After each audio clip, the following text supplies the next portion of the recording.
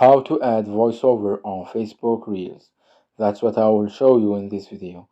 But before we begin, make sure to subscribe to the channel and ring the bell to get notified whenever a new video is uploaded. With that said, let's get started. So go ahead and open up Facebook. And once you do that, let's click to add the reel. And here I'm just going to choose a random one. Say for example, this one right here. Now once you are on this page right here, from the menu list on the right center of the screen, click on audio, and here you will have the option to add voiceover, so click on it. And as you can see, it says tap or hold to record audio over the video, so let's go ahead and do that.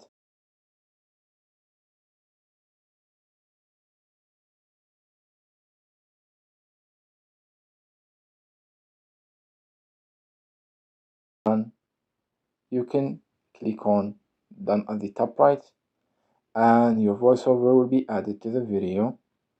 And here you can continue to edit the video by adjusting the volume or music, text, effects, stickers, etc. just like you usually do, and then you can publish your video normally. So that was it for this video. That's how you can add a voiceover on your Facebook reel.